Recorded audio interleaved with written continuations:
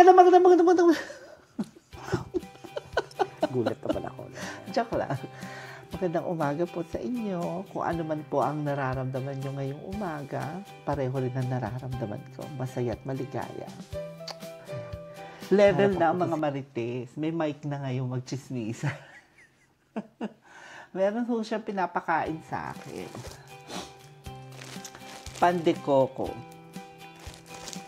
Sarap yung isa. Pan de coco from Elite Bakery. Pero hindi ko pa ho natitikman kasi Init natin na yan. mag-iinit daw ho siya. Naririnig niyo ho siya. Kahit hindi niyo siya nakikita, nandyan siya. Totoong may Joyce. Mag-say ka naman, Maren. Hello! Oh, ayan, Good morning. Oh, diba? Good morning. Yung laman. Ay, ang gusto ko sa ganito, yung parang basa-basa yung loob. I know. Yun ang gusto ko. Ayan ho, binuksan na natin yung tinapay ha. Hindi ho ako nagre-review ng tinapay. Tinapay po. Pero, napag-uusapan lang namin ni Joyce, parang yung laman nasa isang sulok lang, Ay, no, no? nasa isang sulok lang. Ayun ho yung laman, no? Yung kalahati ho, walang laman. I know. Ba yung kabila pandesal, 2-in-1. Pwede. May point ka. Dapat ho ganyan. Pag nadidismaya kayo, bibigyan nyo ng dahilan kung bakit. Para hindi ho kayo mayamot. Tama naman si Joyce. O, di kumuha ka ng butter o keso. Lagyan mo to, pandesal. Yung kalahati. Ang sarap talaga nung isa. Kaya na ano ako. Wala na eh. Isa-shout out natin to, ha? Doon ho sa kinauukulan na gumagawa ng Elite Bakery. Yung tinapay nyo po, masarap. Para siyang... Ano yung tinapay na malambot? Ano? Yung pamayaman. Mamon? Ano ba? Hindi ko alam. Hindi, dito sa Amerika, bakla ka. Masakit. Hindi. May tawag sila dun eh. French ang tawag dun eh. Alam mo yun. But anyway, isa-shoutout ko lang ho kasi masarap yung tinapay, yung pagkakagawa. Kaya lang po nga, yung laman, nung pandikoko nyo, nasa isang side. Actually, 1/4 nito yung laman, oh. Andyan, ganyan lang ho siya, ha. Yung kalahati, walang laman. So, sabi nga ho ni Joyce, baka 2-in-1. Tama naman siya, may point. Pandesal, pandikoko. Kainin mo muna yung pandikoko, mamaya, kumuha ka ng butter o kaya keso. Meron kang pandesal. Kaya lang ho, dagdagan nyo ho yung laman.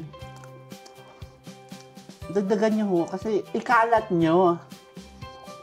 Hindi ho ganito yung kapandiko kung kinalakihan namin. I know, sa atin, di ba? Yung para siyang ginawang... Itakas mo ng konti. Yung ginagawa ni Father. Ano ba yan yung... Bukayo? Bukayo. Yeah. Okay naman yung bukayo niya. Kaya lang, para kung gaganto lang ang laman, nainitan kumalat, nado lang sa isang side. Dalawa ho yung binuksan namin, ha. Hindi ko ho kayo nilalait. Pero yun ho ang pagkakakuha namin. Hindi ko pa nga maubos, oh. Ayan, oh. Kasi baka mamaya maubos yung pandiko ko agad. Ay, tinitipid kasi nasa isang side lang. Siguro kainin ko muna yung kalahati, yung pandesal. Oo, sausaw mo na lang sa, ano. Ay, oo nga. Kape. Sausaw kape. Brioche! Brioche. Brioche. Social. Parang, yun ho ang maganda dito sa tinapay na to. Para siyang brioche. Hindi ho nakakaalam ng brioche. Bahala kayo mag-research. Google nyo na lang. Google nyo na lang. Kasi pag in-explain ko yung brioche, baka sabihin nyo, social naman itong... Malambot naman siya. Panzano. Yun yung sabi ko sa'yo. Para siyang brioche. Ano, pakita mo yung laman. Pinakita ko na nga. Karampot. Bago gising ho ako, huwag ho kayong malinlang. May lipstick talaga ako kasi forever, Maybelline. Maybe it's Maybelline.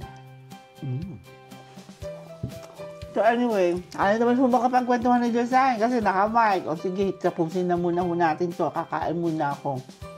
Babalikan ko kayo promise. Ubusin ko po muna ang One-sided pandiko. Sige po, maraming pong salamat sa inyong panonood. Dagdagan po ninyo at ikalat nyo ang pinakamagandang babae sa balat ng lupa para magkaroon tayo ng maraming taga-subaybay. Bye-bye.